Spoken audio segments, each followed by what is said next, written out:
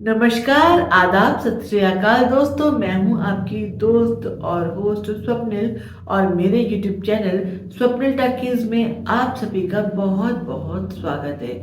दोस्तों, अगर हम फिल्म इंडस्ट्री की बात करें तो वहां पर नाम को लेकर बड़े सुपरस्टिशियस होते हैं। अगर एक नाम के साथ इंसान पॉपुलर हो जाए तो फिर उस नाम की स्पेलिंग में भी जरा सा बदलाव कोई नहीं करना चाहता है। ऐसे बहुत से कलाकार हैं जिन्होंने अपना ओरिजिनल नाम छोड़कर फिल्मी नाम रखा और उस नाम के साथ वो पॉपुलर हो गए, जैसे कि राजीव भाटिया बन गए अक्षय कुमार, या रवि कपूर बन गए जितेंद्र, यूसुफ खान बन गए दिलीप कुमार। लेकिन आज की इस वीडियो में मैं एक ऐसी फिल्मी शख्सियत के बारे में बात करने जा रही हूँ जिन्होंने एक नहीं, दो नहीं, तीन नहीं, बल्कि छह नामों से फिल्म इंडस्ट्री में काम किया।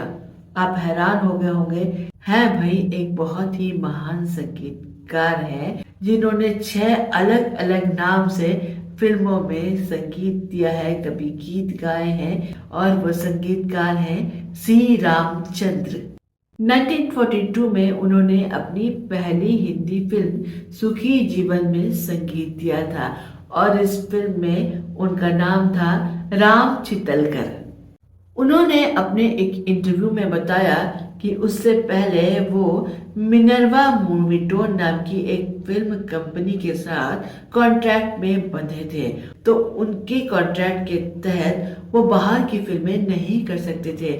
लेकिन जब मशहूर कॉमेडियन, एक्टर, प्रोड्यूसर, डायरेक्टर भगवान दादाजी ने उन्हें ये फिल्म ऑफर की तो वो इस फिल्म में काम करने के लिए आतुर हो उठे और वो हिंदी फिल्मों में काम करना चाहते थे, क्योंकि इससे पहले वो मराठी फिल्मों में संगीत दे रहे थे और वहाँ गाना गा भी रहे थे। पहाटे पहाटे मला जाग आली। और आपको जानकर हैरानी होगी कि पहली फिल्म जो एज ए म्यूजिक डायरेक्टर उन्होंने साइन की थी वो एक तमिल फिल्म थी और मिनर्वा मूवीटोन में उन्होंने कुछ फिल्मों में छोटी छोटी भूमिकाएं भी निभाई हैं। उन्होंने एक्टिंग भी की है, गायन भी किया है। मिनर्वा मूवीटोन के साथ ही उन्होंने कुछ संगीतकारों के साथ हारमोनियम की संगत भी की है। माझ्या शेतात सोनच पिकतय।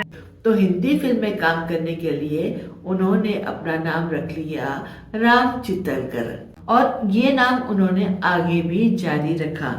तो चलिए पहले वो 6 नाम आपको मैं बता दूं जिन नामों से उन्होंने फिल्मों में काम किया, और वो नाम है चितलकर अन्ना साहब, आरन चितलकर, राम चितलकर, शामू और सी रामचंद्र।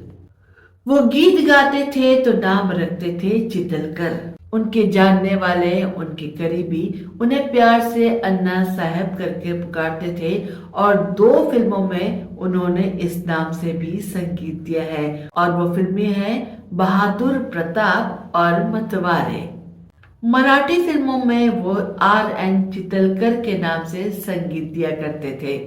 पहली फिल्म सुखी जीवन के अलावा बदला और दोस्ती, ये 2 फिल्में और थी जिनमें उन्होंने राम चितलकर के नाम से संगीत दिया।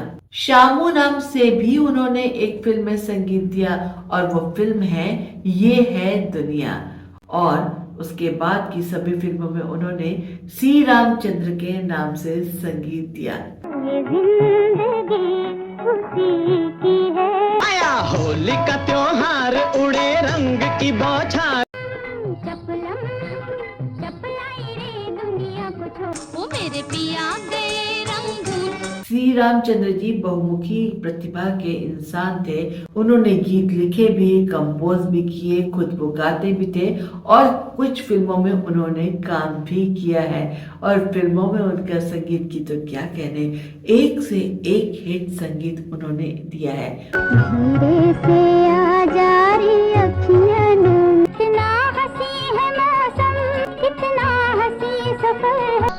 आधा है चंद्रमा रात आधी। उस दौर में जब हिंदी सिनेमा का संगीत लोकगीत और शास्त्रीय संगीत पर आधारित हुआ करता था, यानी कि 47 और 50 के दशक की मैं बात कर रही हूँ, उस दौर में उन्होंने पाश्चात्य वाद्य और पाश्चात्य बीट्स का इस्तेमाल किया और हिंदी फिल्म संगीत को एक नई ऊर्जा प्रदान करी। ओ बेटा जी, अरे ओ बाबूजी।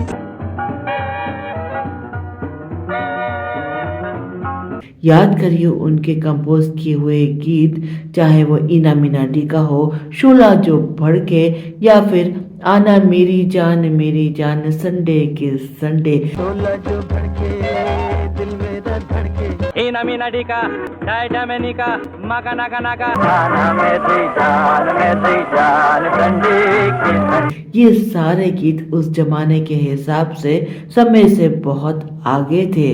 संगीतकार श्री रामचंद्र जी की बात करें और उनकी एक रचना की बात न करें तो ये चर्चा अधूरी रह जाएगी।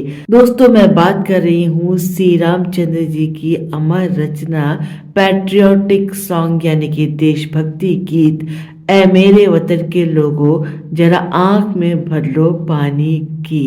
कवि प्रदीप ने इस गीत को अपने अल्फाज दिए थे, यानी कि उन्होंने इस गीत को लिखा था और लता जी ने इस गीत को गाया था। ये गीत 1963 में कंपोज किया गया था। गणतंत्र दिवस के अवसर पर इस गीत को रिलीज किया गया था ऑल इंडिया रेडियो से। जवाहरलाल नेहरू जी जो उस समय प्रधानमंत्री थे भारत के, उनके सामने लता मंगेशकर जी ने जब इस गीत को पहली बार गाया था तो उनकी आंखों से भी आंसू बह निकले थे। और आज भी ये गीत हर भारतीय के दिल में बसता है।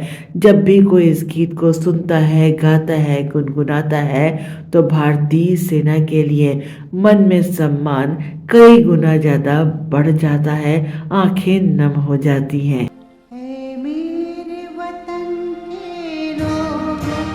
दोस्तों, तो ये थी आज की फिल्मी जानकारी। उम्मीद करती हूँ आपको आज का वीडियो पसंद आया होगा।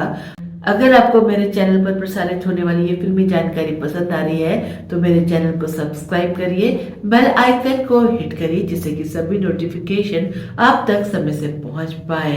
वीडियो पसंद आया हो तो इसे लाइक करिए, शेयर करिए। मिलती हूँ अगले वीडियो में कुछ नई फिल्मी जानकारी के साथ। चलती हूँ, नमस्कार।